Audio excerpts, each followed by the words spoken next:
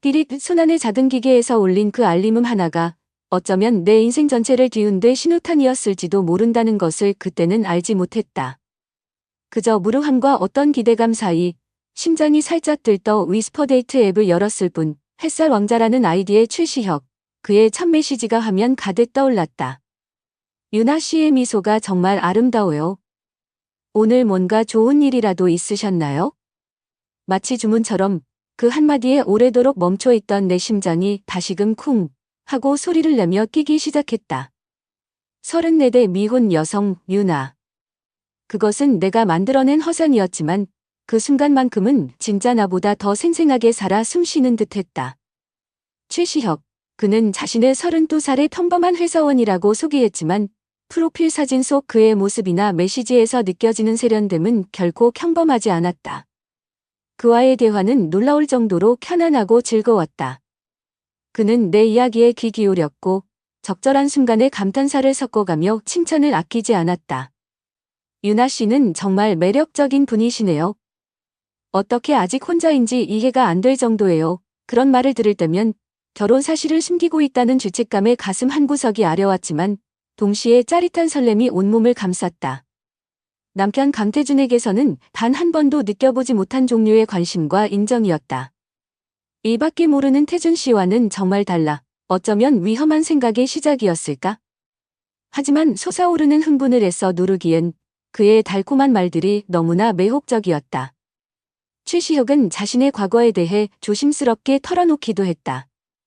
젊은 시절 사업 실패로 큰 빚을 졌지만 꿈을 포기하지 않고 다시 일어서기 위해 노력하고 있다는 이야기. 가끔은 일찍 돌아가신 어머니에 대한 그리움을 내비치며 감성적인 모습을 보이기도 했다. 그 모든 것이 사실인지 아닌지 확인할 길은 없었지만 그의 진솔해 보이는 이야기에 나는 점점 더 마음을 열고 있었다. 아니, 어쩌면 이미 깊숙이 빠져들고 있었는지도 모른다. 그가 만들어낸 가상의 연약함과 간인함 사이에서 나는 그를 더욱 특별한 사람으로 여기기 시작했다. 나도 모르게 변하기 시작했다. 아침에 일어나면 화장하는 시간이 길어졌고 옷장 깊숙이 넣어두었던 원피스들을 꺼내 입었다. 태주는 늘 바빴고 내게 무심했기에 이런 변화를 눈치채지 못할 거라 생각했다. 하지만 어느 주말 저녁 거실 소파에 앉아 노트북을 들여다보던 태준이 무심코 한마디 던졌다. 당신, 요즘 무슨 좋은 일 있어? 얼굴이 좋아 보이네. 순간 심장이 멎는 줄 알았다. 혹시 내가 최시혁과 연락하는 것을 눈치챈 걸까? 떼서 태연한 척 웃으며 대답했다. 글쎄, 그냥 기분 전환 삼아 좀 꾸며봐서. 태주는 별다른 의심 없이 다시 노트북 화면으로 시선을 돌렸지만 나는 한동안 가슴을 쓸어내려야 했다. 아슬아슬한 비밀을 간직한 채 살아가는 것은 생각보다 훨씬 더 신경이 곤두서는 일이었다. 하지만 그 긴장감마저도 일상이 권태로움을 잊게 하는 묘한 자극이 되었다. 휴대폰을 손에서 놓지 못했고 최시혁이 메시지가 올 때마다 심장이 빠르게 반응했다. 그의 메시지 하나하나가 내 하루의 의미가 되어가고 있었다. 그렇게 위스퍼데이트에서 대화를 시작한 지 2주가 지났을 무렵이었다. 그날도 여느 때처럼 그의 다정한 메시지로 하루를 시작하려던 참이었다. 유나 씨, 혹시 우리 한번 만나보는 건 어때요? 유나 씨 목소리도 직접 듣고 싶고 실제로 어떤 분인지 더 알고 싶어졌어요.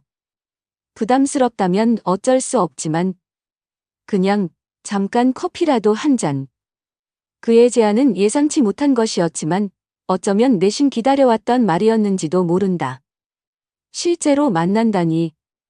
이것은 분명 넘지 말아야 할 선을 넘는 일이었다. 하지만 이미 나는 그의 달콤한 말과 관심에 깊이 빠져 있었고 현실의 권태로운 생활에서 잠시나마 벗어나고 싶은 욕망이 강하게 일었다. 그냥 커피 한 잔 정도인데. 괜찮겠지? 마음속에서 수없이 갈등이 일었지만 결국 나는 그의 제안을 받아들였다. 남편 태준에게는 오랜만에 고등학교 동창인 김민지를 만나기로 했다고 둘러댔다. 아이는 학원에 가 있는 시간을 골라 약속을 잡았다. 모든 것이 치밀한 계획처럼 느껴졌지만 동시에 거대한 거짓말 위에 쌓아 올린 모래성 같기도 했다. 약속 당일 나는 평소보다 더 신경 써서 화장을 했다. 오랫동안 입지 않았던 조금은 과감한 디자인의 원피스를 꺼내 입고 은은한 향수까지 뿌렸다. 거울 속 내 모습은 낯설면서도 어딘가 생기가 돌아 보였다. 마치 10년은 젊어진 기분이었다. 약속 장소인 청담동의 한적한 카페에 도착했을 때 심장은 퍼질 것처럼 두근거렸다. 손에는 땀이 흥건했고 다리는 후들거렸다. 카페 안으로 들어서자 창가 자리에 앉아있는 최시혁이 보였다. 프로필 사진보다 훨씬 젊고 매력적인 모습이었다. 펀칠한 키에 세련된 옷차림, 부드러운 미소까지. 그가 나를 발견하고 자리에서 일어나며 환하게 웃었다. 유나 씨, 맞죠? 와. 상상했던 것보다 훨씬 아름다우시네요. 그의 칭찬에 얼굴이 사과처럼 붉어졌다. 얼마 만에 들어보는 진심 어린 칭찬이었던가? 그 순간 나는 이 만남이 가져올 위험 따위는 까맣게 잊어버렸다. 그의 달콤한 말은 따스한 봄 햇살처럼 내 마음에 스며들었고 나는 그저 이 순간의 설렘에 모든 것을 맡기고 싶었다. 하지만 그 따스함 뒤에 얼마나 차가운 그림자가 숨겨져 있는지 그때의 나는 전혀 알지 못했다. 그것이 바로 모든 것을 집어삼킬 거대한 파도의 시작이라는 것을. 그의 달콤한 칭찬은 마법과 같았다. 청담동 카페에서의 첫 만남은 꿈처럼 흘러갔고 최시혁은 내가 상상했던 것 이상으로 다정하고 세련된 남자였다. 개화는 끊이지 않았고 그의 눈빛은 시종일관 나를 향해 있었다. 마치 세상에서 가장 특별한 여자가 된 듯한 착각. 어쩌면 이미 그때부터 나는 현실 감각을 조금씩 놓아버리고 있었는지도 모른다. 그날 저녁 그는 고급스러운 차로 나를 집 근처까지 바래다주며 가벼운 입맞춤을 남겼다. 오늘 정말 즐거웠어요. 유나 씨, 조만간 꼭 다시 봐요. 그의 목소리는 솜사탕처럼 달콤했고 나는 그 약속을 굳게 믿었다. 그날 밤 나는 정말 오랜만에 깊은 잠을 잘 수 있었다. 아니, 어쩌면 그건 시작에 불과했을지도. 얼마 지나지 않아 우리는 다시 만났다. 분위기 좋은 레스토랑에서의 저녁 식사. 와인이 몇 잔 들어가자 나는 용기를 내어 그에게 사실을 털어놓았다. 내가 유나가 아닌 서아라이며 이미 결혼한 몸이라는 것을. 혹시 그가 실망하거나 떠나버릴까 봐 두려웠지만 그의 반응은 놀라울 정도로 침착하고 부드러웠다. 그는 내 손을 부드럽게 잡으며 말했다. 아라 씨, 얼마나 힘들었어요. 그런 아픔이 있었기에 당신이 더욱 아름다워 보이는 건지도 모르겠네요. 당신은 지금보다 훨씬 더 행복해질 자격이 있는 사람이에요. 그의 위로에 나는 눈물을 글썽였고 그 순간 그에 대한 믿음은 더욱 단단해졌다. 그는 나를 이해해주는 유일한 사람처럼 느껴졌다. 그 후 우리의 비밀스러운 만남은 더욱 잦아졌다. 평일 낮, 아이가 학교에 가고 남편 강태준이 회사에 있는 시간을 이용해 우리는 은밀한 데이트를 즐겼다. 때로는 그의 오피스텔에서, 때로는 시내의 고급 호텔에서 아슬아슬한 시간을 보냈다. 그와의 만남은 반복되는 지루한 일상에 지쳐있던 나에게 강력한 마약과도 같았다. 태준과의 관계에서는 결코 느껴보지 못했던 격정과 설렘. 나는 최시혁에게 완전히 빠져들었고 그가 하는 말이라면 무엇이든 믿을 준비가 되어 있었다. 그러던 어느 날부터인가 그에게서 심상치 않은 기미가 보이기 시작했다. 아라야, 사실은 내가 지금 진행하는 프로젝트에 갑자기 문제가 좀 생겨서 급하게 돈이 필요한데 혹시 조금만 도와줄 수 있을까? 정말 미안해. 이런 부탁하는 거 처음에는 몇십만 원 정도의 작은 금액이었다. 나는 망설임 없이 그의 계좌로 돈을 보냈다. 사랑하는 그가 어려움에 처했다는데 그 정도는 얼마든지 해줄 수 있다고 생각했다. 이건 사랑을 위한 투자야. 스스로를 그렇게 합리화했다. 하지만 그의 요구는 점점 더 대담해졌고 금액도 눈덩이처럼 불어났다. 아라야, 이번에 정말 좋은 투자건이 있는데 딱 500만 원만 있으면 큰 돈을 벌 수 있어. 내가 2배, 아니 3배로 불려서 꼭 돌려줄게. 그럼 우리 같이 유럽 여행도 가고 더 멋진 미래를 그릴 수 있잖아. 그의 목소리에는 간절함과 확신이 뒤섞여 있었다. 500만 원, 결코 적은 돈이 아니었다. 태준이 밤낮 없이 일해서 벌어온 돈, 우리 가족의 미래를 위해 차곡차곡 모아온 예금이었다. 양심의 가책이 목구멍까지 차올랐지만 사랑이라는 이름 아래, 최시혁의 달콤한 속삭임 아래 나는 또다시 이성을 잃고 말았다. 결국 나는 남편 몰래 적금을 깨서 그의 요구를 들어주었다. 괜찮아. 곧 몇 배로 돌아올 돈이니까. 시혁 씨만 성공한다면? 돈이 오가기 시작하면서 나는 더욱더 그에게 얽매이는 느낌이었다. 그의 성공이 곧 나의 성공이고 그의 행복이 곧 나의 행복이라는 착각. 나는 점점 더 과감해졌다. 새로운 헤어스타일로 바꾸고 예전에는 거들떠보지도 않던 화려한 옷들을 사 입었다. 물론 그 모든 것은 시혁이 준 돈, 아니 정확히는 내가 그에게 건넨 돈으로 이루어진 변화였다. 그는 나를 볼 때마다 역시 아라는 뭘 해도 예뻐. 점점 더 아름다워지는 것 같아 라며 칭찬을 아끼지 않았고 나는 그 말에 취해 현실을 잊었다. 어느 날 저녁 최시혁과 분위기 좋은 바에서 시간을 보내고 있을 때였다. 그의 휴대폰이 요란하게 울렸다. 화면을 흘끗 본 그의 표정이 순간 굳어지는 것을 나는 놓치지 않았다. 그는 잠시 망설이다 잠깐만 중요한 전화라서 유라며 밖으로 나갔다. 한참 후에 돌아온 그의 얼굴에는 미묘한 긴장감이 서려 있었지만 그는 애써 태연한 척 웃으며 내 어깨를 감쌌다. 별일 아니야. 회사 일 때문에. 나는 더 묻지 않았지만 마음 한구석에 작은 불안감이 싹트기 시작했다. 그것은 처음으로 느껴보는 그의 완벽한 모습기에 숨겨진 무언가에 대한 의문이었다. 하지만 그 의문은 곧 그의 뜨거운 입맞춤과 달콤한 속삭임에 다시 흔적도 없이 사라져 버렸다. 집에서의 내 모습도 눈에 띄게 달라졌다. 예전에는 늘 편한 트레이닝복 차림으로 지냈는데 이제는 외출하지 않는 날에도 가볍게 화장을 하고 깔끔한 옷차림을 유지했다. 이런 나의 변화를 태준이 언제까지 모를 수 있을까? 어느 날 퇴근하고 돌아온 태준이 나를 물끄러미 바라보며 말했다. 당신 요즘 많이 예뻐졌네. 좋은 일이라도 있는 거야? 아니면 혹시 누구 만나는 사람이라도 생겼어? 그의 목소리는 평소와 달리 조금 낮고 날카로웠다. 나는 가슴이 철렁 내려앉았지만 떼써 웃으며 대답했다. 무슨 소리야? 그냥 나도 좀 변화를 주고 싶어서 그런 거지. 당신은 내가 어떻게 변하든 관심도 없잖아. 약간은 냉소적인 내 대답에 태주는 잠시 놀란 표정을 지었지만 이내 피곤하다는 듯 방으로 들어가 버렸다. 그의 날카로운 질문이 단순한 농담이 아니었음을, 어쩌면 그는 이미 무언가를 눈치채고 있었음을 그때의 나는 알지 못했다. 그저 최시혁이라는 달콤한 미공 속에서 허우적거리며 위험한 줄타기를 계속하고 있을 뿐이었다. 그의 다음 요구는 무엇일까? 나는 또 어떤 거짓말로 태준을 속이고 소중한 우리 가족의 돈을 그에게 가져다 줄까? 불안감은 커져갔지만 이미 너무 멀리 와버린 것 같았다. 이제 와서 멈추기엔 그가 만들어 놓은 환상이 너무나 달콤했다. 그리고 나는 그 환상이 깨어지는 순간 마주하게 될 현실이 두려웠다. 하지만 그보다 더 큰 불안감이 내 심장을 조여오고 있었다. 마치 폭풍전야처럼 태준의 싸늘한 눈빛이 자꾸만 떠올랐다. 설마.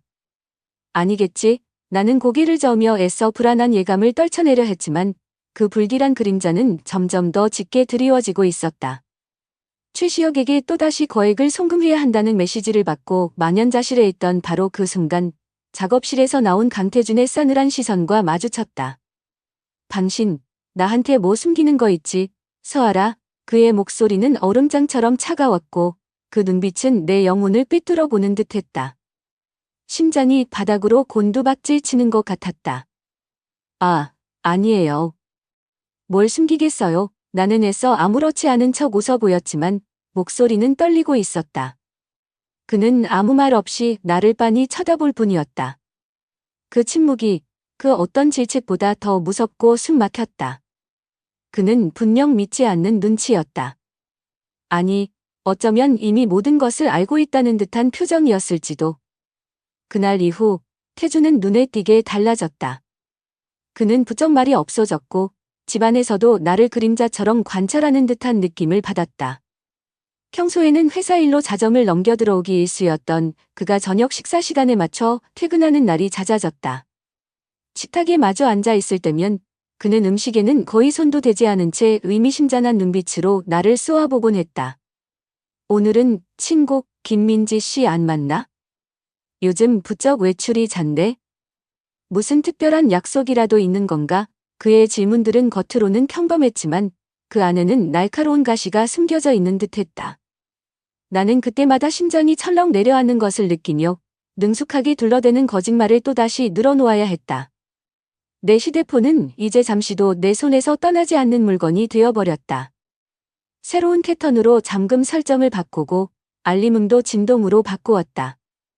혹시라도 태준이 내 휴대폰을 보게 될까 봐 전전긍긍했다.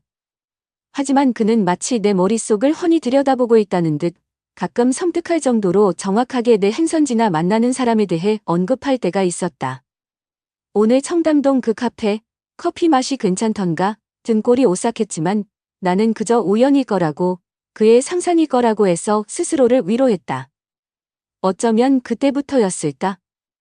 그가 사립탐정 박현식이라는 사람을 고용했거나 내 휴대폰에 몰래 위치 추적 앱이라도 설치한 것은?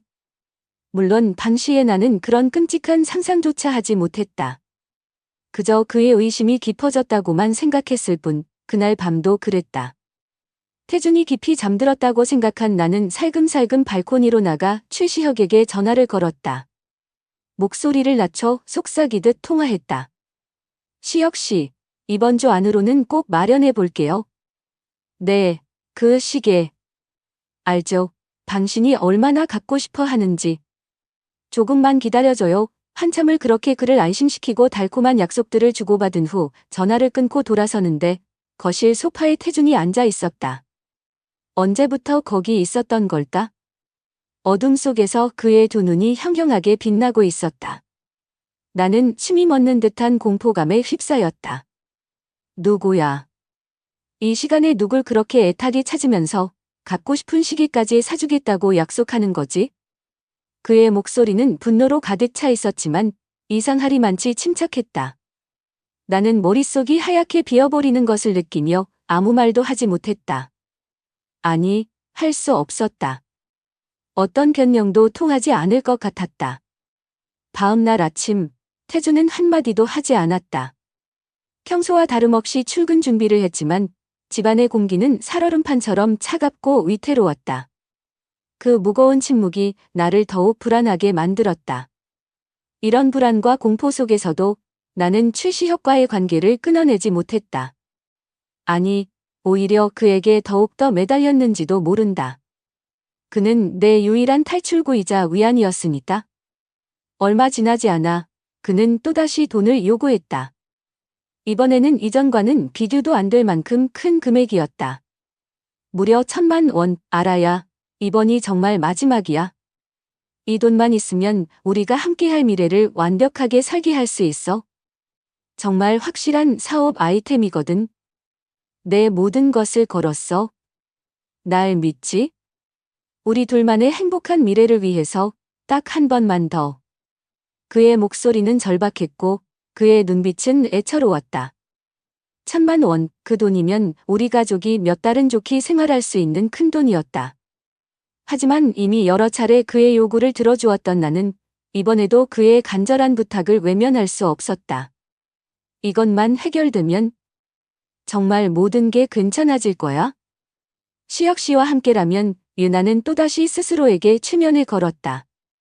결국 나는 태준 몰래 마지막 남은 비상금 통장까지 해지하기로 마음먹었다. 최시혁과 만나기로 약속한 날, 나는 아침부터 안절부절 못했다. 심장이 미친 듯이 뛰었고 손에서는 식은땀이 흘렀다. 그와 약속한 청담동의 고급 레스토랑으로 향하는 내내 불길한 예감이 머릿속을 떠나지 않았다. 마치 보이지 않는 거대한 그물이 나를 향해 서서히 다가오고 있는 듯한 느낌. 레스토랑에 도착하니 최시혁은 이미 가장 안쪽 창가 자리에 앉아 나를 기다리고 있었다. 평소처럼 말끔한 정장 차림에 부드러운 미소를 짓고 있었지만 어딘지 모르게 그의 눈빛이 불안해 보였다. 내가 돈 가방을 테이블 아래로 건네려던 바로 그 순간이었다. 갑자기 그가 내 손을 강하게 움켜쥐며 다급하게 속삭였다. 알아야, 뒤돌아보지 마. 누가? 누가 우릴 지켜보고 있는 것 같아. 그의 말에 심장이 쿵 내려앉았다. 설마 강태준? 아니면 등 뒤에서 느껴지는 싸늘한 시선에 온몸에 피가 차갑게 식는 것 같았다. 알아야, 뒤돌아보지 마. 누가 우릴 지켜보고 있는 것 같아. 최시혁이 다급한 속삭임이 레스토랑의 감미로운 음악을 찍고 내 고막을 후려쳤다. 심장이 바닥까지 떨어지는 듯한 공포. 온몸의 신경이 곤두서거든 뒤에서 느껴지는 싸늘한 시선에 숨조차 제대로 쉴 수 없었다. 설마, 강태준? 아니면 내가 모르는 또 다른 위협? 머릿속이 하얗게 비어버린 그 순간 뒤에서 익숙하지만 너무나도 낯선 얼음처럼 차가운 목소리가 들려왔다. 꽤나 로맨틱한 저녁 식사로군, 서아라 씨. 굳어버린 몸을 억지로 돌렸을 때 내 눈앞에 서 있는 사람은? 그래, 내 남편 강태준이었다. 그의 옆에는 사복 차림의 건장한 남자 2명이 그림자처럼 서 있었다. 태준의 얼굴은 그 어떤 감정도 읽을 수 없을 만큼 싸늘하게 굳어 있었고 그 눈빛은 마치 날카로운 칼날처럼 내 심장을 겨누고 있었다. 상황 파악이 채 되기도 전에 최시혁이 자리에서 벌떡 일어나 레스토랑 출입구 쪽으로 도망치려 했다. 하지만 그는 몇 걸음 가지 못하고 태준 옆의 남자들에게 양팔을 붙잡혔다. 이거 놔. 당신들 뭔데? 시혁의 다급한 외침이 울려 퍼졌지만 그들은 꿈쩍도 하지 않았다. 나는 그 자리에 얼어붙은 듯 아무것도 할 수 없었다. 이게 대체 무슨 상황인지 꿈인지 현실인지 분단조차 되지 않았다. 태준은 그런 나를 경멸 어린 시선으로 한번 훑어보더니 들고 있던 서류 봉투를 테이블 위로 거칠게 던졌다. 차르르 크 뿌려진 사진들. 그 속에는 나와 최시혁이 다정하게 팔짱을 끼고 호텔로 들어가는 모습, 레스토랑에서 서로에게 음식을 먹여주는 모습, 심지어 시혁이 오피스텔 앞에서 키스하는 모습까지 생생하게 담겨 있었다. 머릿속이 하얘지면서 온몸에 피가 빠져나가는 듯한 느낌이었다. 이 남자, 최시혁이라고 했던가? 아니, 진짜 이름은 따로 있던데. 태준은 싸늘한 미소를 지으며 말을 이었다. 그의 손에는 또 다른 서류 뭉치가 들려 있었다. 최시혁, 본명 박민준, 나이 38. 사기 전과 산범에 주로 당신처럼 외로운 중년 여성들에게 접근해서 돈을 뜯어내는 전문 사기꾼이야. 알아야. 당신은 이 인간의 올해 4번째 사냥감이었고. 사기꾼. 전문 사기꾼이라고? 나는 아무 말도 할 수 없었다. 태준이 내민 서류에는 박민준이라는 이름과 함께 그의 범죄 기록들이 떼곡하게 적혀 있었다. 그가 내게 속삭였던 달콤한 말들, 나를 향해 보여주었던 다정한 눈빛, 함께 나누었던 뜨거운 밤들. 그 모든 것이 치밀하게 계산된 연기였다는 말인가? 온 세상이 무너져 내리는 듯한 절망감에 숨이 막혔다. 믿을 수 없었다. 아니, 믿고 싶지 않았다. 말도 안 돼? 시혁 씨는 그런 사람 아니에요. 나도 모르게 절규에 가까운 외침이 터져 나왔다. 하지만 태준은 여전히 냉랭한 표정이었다. 아직도 정신을 못 차렸군. 이 인간이 당신한테 뭐라고 속삭였는지는 모르겠지만 당신이 건넨 돈 전부가 이놈의 유흥비와 다른 여자들 선물 사는데 쓰였다는 것만 알아도 그의 말은 비수처럼 내 가슴에 꽂혔다. 내가 가족이 소중한 돈을, 태준이 피땀 흘려번 돈을 이런 쓰레기 같은 인간에게 갖다 바쳤다니. 그때 최시혁, 아니 박민준은 이미 모든 것을 체념한 듯 고개를 숙인 채 경찰들에게 연행되고 있었다. 그의 얼굴에서는 더 이상 다정하거나 매력적인 모습은 찾아볼 수 없었다. 싸늘하고 계산적인 눈빛만이 남아있을 뿐이었다. 그가 내 옆을 스쳐 지나갈 때 나는 본능적으로 그의 팔을 붙잡고 물었다. 정말 다 거짓이었어요? 나한테 했던 말들, 전부 다. 그는 잠시 나를 돌아보더니 입꼬리를 비틀며 비웃음을 흘렸다. 그 순간 나는 내 어리석음과 함께 모든 것이 끝났음을 직감했다. 박민준이 끌려나간 후 태준의 옆에 서 있던 남자 중 한 명 나중에 그가 사립탐정 박현식이라는 것을 알게 되었다. 이태준에게 작은 USB 메모리 하나를 건네며 낮은 목소리로 말했다. 이 안에 박민준의 전체 연락망과 공범으로 추정되는 자들의 정보가 들어 있습니다.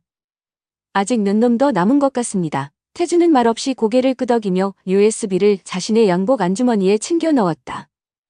그들의 대화는 마치 나와는 전혀 다른 세상의 이야기처럼 들렸다. 모든 소란이 끝나고 레스토랑 안에는 정적만이 감돌았다.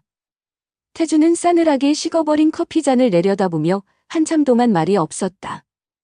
그리고 마침내 그는 고개를 들어 나를 바라보았다. 그의 눈에는 깊은 실망감과 함께 형언할 수 없는 경멸감이 어려 있었다. 서아라. 당신은 우리 15년 결혼 생활을, 내 믿음을, 그리고 당신 자신까지도 쓰레기통에 쳐넣었어. 더 이상 당신과 함께할 이유가 없어졌군. 그의 목소리는 낮고 단호했다. 이미 변호사에게 연락해뒀어. 이혼 서류, 곧 받게 될 거야. 이혼. 그 단어가 마치 사형선고처럼 내 뇌리에 박혔다. 눈앞이 캄캄해지면서 다리에 힘이 풀려 그대로 바닥에 주저앉고 말았다. 눈물이 쉴 새 없이 흘러내렸지만 차마 고개를 들고 그의 얼굴을 마주볼 용기가 나지 않았다. 모든 것이 끝장이었다. 내가 꿈꿨던 달콤한 한산은 산산조각 났고 남은 것은 지독한 현실과 감당할 수 없는 절망뿐이었다. 내 손으로 모든 것을 망쳐버린 것이다. 레스토랑 바닥에 주저앉아 얼마나 울었을까? 강태준이 냉정하게 이혼을 통보하고 떠나버린 후 내 세상은 그야말로 산산조각 나버렸다. 고급 레스토랑의 화려한 불빛도 주변 사람들의 수군거림도 아무것도 느껴지지 않았다. 오직 내 머릿속을 가득 채운 것은 이혼이라는 두 글자와 함께 산산이 부서져 버린 내 인생의 파편들이었다. 며칠 뒤 태준의 변호사로부터 차가운 서류 봉투가 날아들었다. 그 안에는 내 서명이 필요한 이혼 합의서가 들어 있었다. 협상의 여지 따윈 없었다. 모든 재산은 태준에게 귀속되었고 14살 아들 민준이의 양육권 역시 당연하다는 듯 그의 몫이었다. 나는 긴 손으로, 아니 어쩌면 그보다 더 처참하게 모든 것을 빼앗긴 채 거리로 나앉게 될 운명이었다. 법정에 선 나는 마치 죄인처럼 고개를 숙인 채 판사의 말을 들었다. 내 변명 따위는 아무런 힘도 없었다. 나는 그저 내 어리석은 선택이 불러온 참혹한 결과를 받아들여야만 했다. 식탁 위에 놓인 이혼 서류는 칼날처럼 내 가슴을 후벼 팠다. 그 서류보다 더 아팠던 것은 낯선 사람을 보듯 나를 바라보던 아들 민준이의 눈빛이었다. 어느 날 저녁 민준이는 내 방문을 조심스럽게 열고 들어와 물었다. 그 작은 목소리에는 원망과 혼란이 뒤섞여 있었다. 엄마. 아빠가 엄마 때문에 집 나간다고 했어요. 정말이에요? 엄마가 아빠한테 나쁜 짓 했어요. 나는 아무 말도 할 수 없었다. 14살 아이에게 이 모든 추악한 진실을 어떻게 설명할 수 있단 말인가? 내가 저지른 배신과 어리석음 때문에 우리 가정이 깨졌다고, 내 아빠를 속이고 다른 남자를 만났다고 어떻게 내 입으로 말할 수 있겠는가?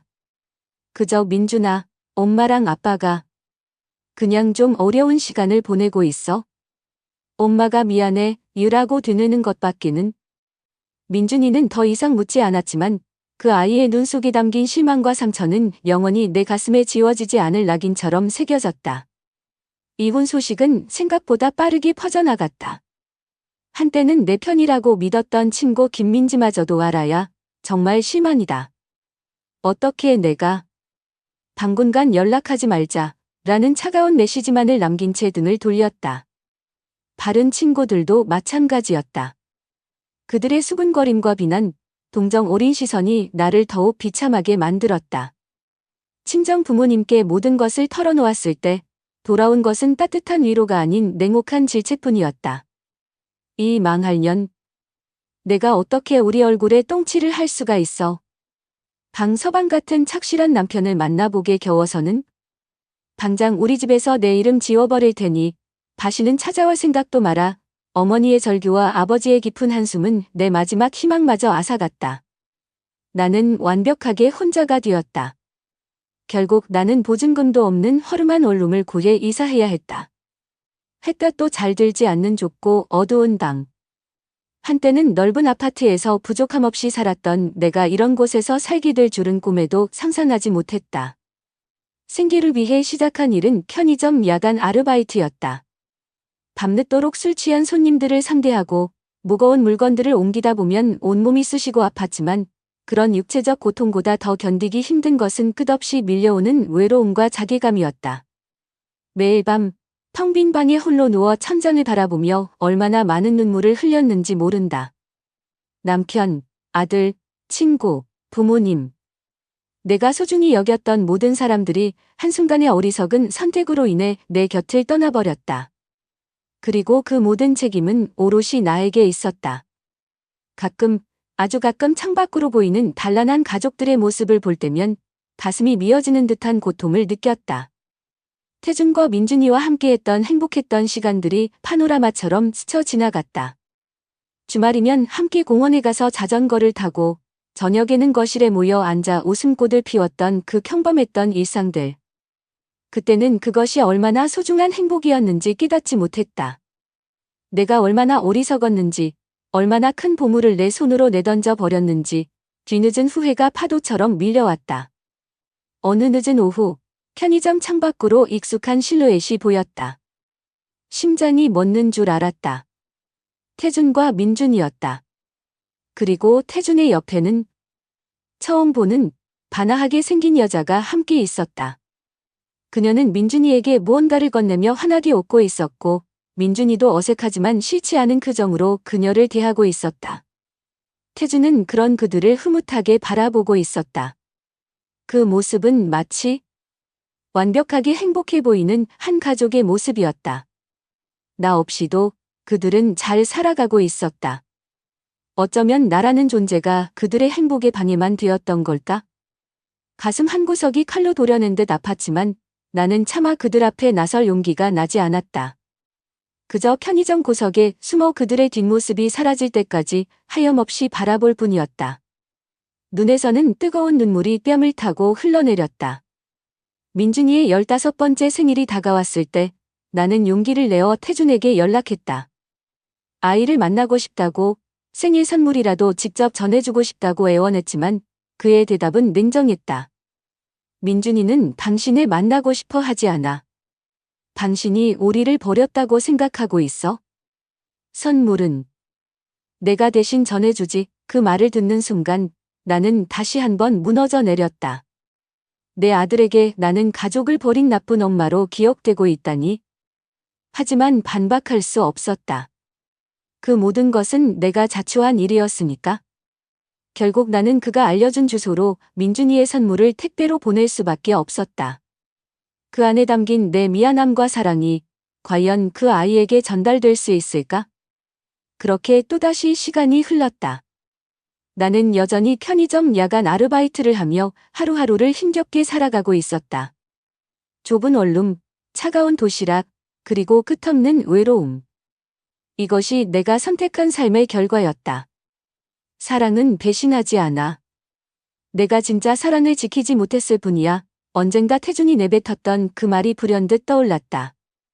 그래, 그는 배신하지 않았다. 배신한 것은 나였다. 15년 동안 묵묵히 가족을 위해 최선을 다했던 그의 사랑을 나는 너무나도 쉽게 저버렸다. 이제 와서 후회한들 무슨 소용이 있겠는가? 모든 것을 잃고 나서야 깨닫게 된 진실은 너무나도 잔인하고 고통스러웠다. 어느덧 이혼한 지 1년이라는 시간이 훌쩍 지나 있었다. 나는 이제 편의점의 야간 매니저가 되어 제법 안정된 생활을 하고 있었지만 마음속 깊은 곳의 공허함은 여전히 채워지지 않았다. 그날도 여느 때와 다름없이 늦은 밤 편의점 계산대에 앉아 멍하니 창밖을 바라보고 있을 때였다. 익숙한 차 한 대가 편의점 앞에 멈춰 섰고 차에서 내린 사람은 강태준이었다. 그가 떠난 편의점 문을 한참이나 바라보았다. 텅 빈 그의 뒷모습 위로 1년 전 그날 밤 강태준이 내뱉었던 말이 메아리처럼 울려 퍼졌다. 사랑은 배신하지 않아. 내가 진짜 사랑을 지키지 못했을 뿐이야. 그래, 그는 옳았다. 진정한 사랑은 배신하지 않는다. 어리석은 내가 그 사랑의 가치를 알아보지 못하고 내팽개쳤을 뿐. 뺨을 타고 흐르는 뜨거운 눈물을 닦을 생각조차 하지 못했다. 그 후로 또 몇 년의 시간이 속절없이 흘렀다. 나는 여전히 작은 원룸과 편의점을 오가며 반복되는 일상을 살고 있었다. 편의점 매니저라는 직함이 생겼지만 내 삶이 이전보다 나아졌다고 말할 수는 없었다. 마음 한구석에 깊이 팬 흉터는 여전히 비바람이 몰아치는 날이면 시큰하게 아려왔고 밤마다 꿈속에서조차 나는 과거의 잘못과 마주해야 했다. 한순간의 일탈이 가져온 대가는 이토록 가혹하고 길었다. 이제는 누구를 원망하지도 내 신세를 한탄하지도 않는다. 그저 씁쓸한 현실을 받아들이고 내가 저지른 실수의 무게를 감당하며 살아갈 뿐이다. 가끔 신문 사회면에서 최시혁, 아니 박민준 같은 사기꾼들의 소식을 접할 때면 그가 내게 건넸던 달콤한 말들과 능숙한 연기를 떠올리곤 한다. 한때는 그 모든 것이 진실이라고 믿었던 내가 얼마나 어리석었던가. 나중에야 태준이 사립탐정 박현식을 통해 건네받았던 USB 안의 정보 덕분에 박민준 일당의 사기 조직 전체가 경찰에 일망타진되었다는 소식을 들었다.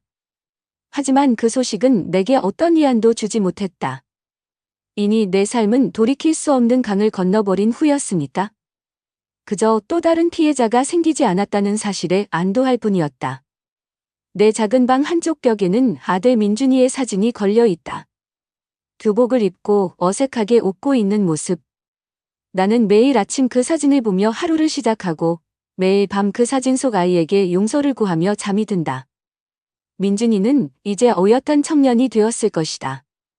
여전히 나를 가족을 버린 나쁜 엄마로 기억하고 있을까? 언젠가 아주 먼 훗날이라도 내 진심을 이해하고 용서해줄 날이 올 수 있을까? 기대조차 사치라는 것을 알지만 엄마이기에 그 희망의 끈을 놓을 수가 없다. 오늘도 편의점 창밖으로 새벽이 밝아오는 것을 본다. 밤새도록 꺼지지 않는 도시의 불빛들처럼 내 마음속 후회와 그리움도 꺼질 줄을 모른다. 이 어둡고 긴 터널의 끝에 과연 빛이 존재하기는 할까? 나는 알지 못한다. 하지만 한 가지 분명한 것은 나는 살아가야 한다는 것이다. 이 후회라는 이름의 무기징역을 선고받은 채로 내가 저지른 잘못의 대가를 치르며 묵묵히 걸어가야 한다는 것, 어쩌면 그것만이 아주 작은 부분이라도 내 죄를 씻을 수 있는 유일한 방법일지도 모른다. 아무도 듣지 않는 사과를 또다시 중얼거리며 나는 무거운 발걸음을 옮겨 또 다른 하루를 시작한다. 내게 남은 것은 이 지독한 후회뿐일지라도 그 후회를 끌어안고 살아가는 법을 나는 오늘도 배우고 있다. 그것이 내가 할 수 있는 유일한 속주이기에.